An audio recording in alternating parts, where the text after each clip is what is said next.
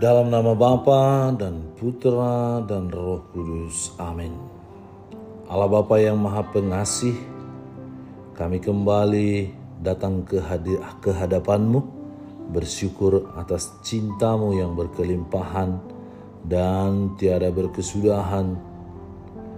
Kami mohon bantulah kami untuk senantiasa mampu menemukan butir-butir kasih dalam setiap pengalaman hidup kami, serta bukalah pintu hati kami dan pikiran kami untuk merenungkannya serta menghayatinya dan mewujud nyatakannya dalam kehidupan kami sehari-hari.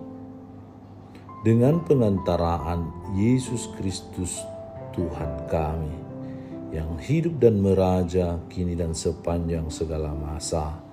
Amin. Tuhan bersamamu dan bersama rohmu. Inilah Injil suci menurut Lukas. Dimuliakanlah Tuhan. Pada suatu kali Yesus sedang mengajar dalam salah satu rumah ibadat pada hari Sabat. Di situ ada seorang perempuan yang telah 18 tahun dirasuk roh sehingga ia sakit sampai bungkuk punggungnya dan tidak dapat berdiri lagi dengan tegak. Ketika Yesus melihat perempuan itu, ia memanggil dia dan berkata kepadanya, "Hai ibu, penyakitmu telah sembuh." Lalu ia meletakkan tangannya atas perempuan itu, dan seketika itu juga berdirilah perempuan itu dan memuliakan Allah. Tetapi kepala rumah ibadat gusar karena Yesus menyembuhkan orang pada hari Sabat. Lalu ia berkata kepada orang banyak, "Ada 6 hari untuk bekerja. Karena itu datanglah pada salah satu hari itu untuk disembuhkan dan jangan pada hari Sabat." Tetapi Tuhan menjawab dia, katanya, "Hai orang-orang munafik, bukankah setiap orang di antaramu melepaskan lembunya atau keledainya pada hari Sabat dari kandangnya dan membawanya ke tempat minuman? Bukankah perempuan ini yang sudah 18 tahun diikat oleh iblis harus dilepaskan dari ikatannya itu karena ia adalah keturunan Abraham?" Dan waktu ia berkata demikian, semua lawannya merasa malu dan semua orang banyak bersuka cita karena segala perkara mulia yang telah dilakukannya. Demikianlah sabda Tuhan.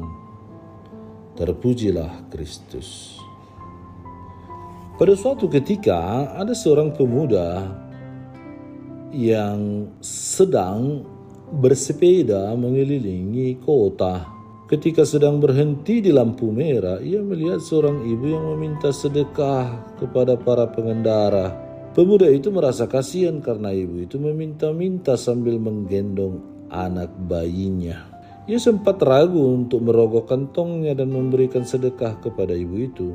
Namun ketika ia berniat memberikannya, lampu yang sebelumnya berwarna merah sudah berubah menjadi hijau. Peristiwa itu menjadi salah satu peristiwa yang sangat ia sesali dalam hidupnya. Bapak, Ibu, serta saudara-saudari yang terkasih, mungkin kita pernah mengalami peristiwa yang serupa dengan pemuda tersebut. Kita sering gagal membagikan kasih kepada sesama karena beberapa hal.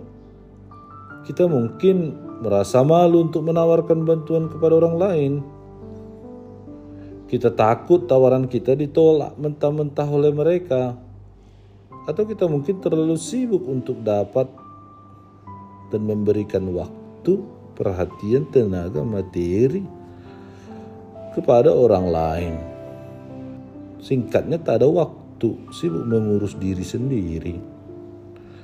Begitu juga dengan aturan-aturan atau stigma-stigma yang menyebar dalam masyarakat yang kerap kali menghalangi kita untuk dapat berbagi, berbuat kasih kepada sesama. Dalam bacaan Injil hari ini, kita dapat melihat bagaimana Yesus menyikapi hal-hal yang menjadi penghalang bagi kasih Allah untuk sampai kepada manusia. Penghalang pertama ialah penyakit dan kuasa si jahat. Yesus melihat seorang wanita yang sakit bungkuk karena dirasuki oleh roh jahat. Roh jahat itu membuat wanita itu selalu membungkuk sehingga mungkin saja ia tidak bisa melihat Yesus dengan jelas. Maka dari itu Yesus memanggil wanita itu dan menyembuhkan penyakitnya. Setelah sembuh dari penyakitnya dan terbebas terlepas dari roh jahat itu, wanita itu langsung memuji dan memuliakan Allah. Melalui peristiwa ini, Yesus telah mengatasi penghalang pertama, yaitu kelemahan manusiawi, dan melepaskannya dari kuasa si jahat. Lalu penghalang kedua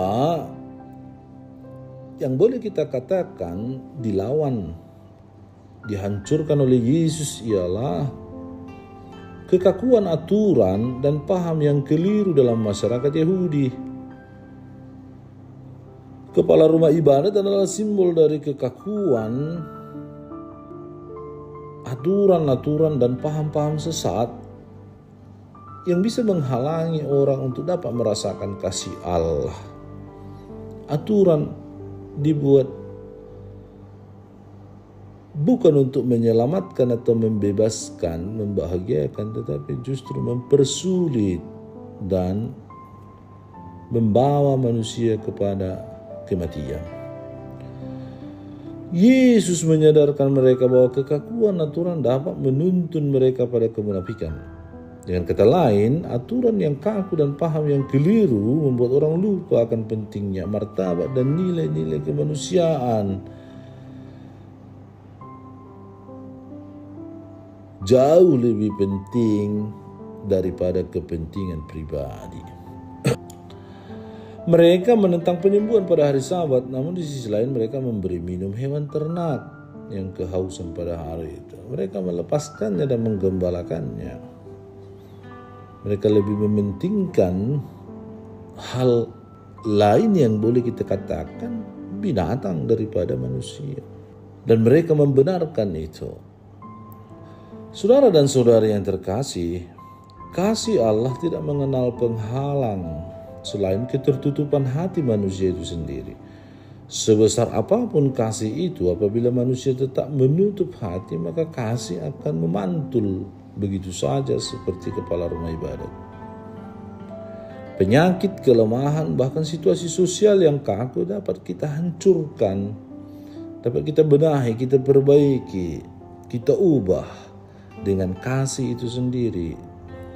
Jika manusia mau mendengarkan panggilan Tuhan dan membuka hati terhadap cinta kasih-Nya.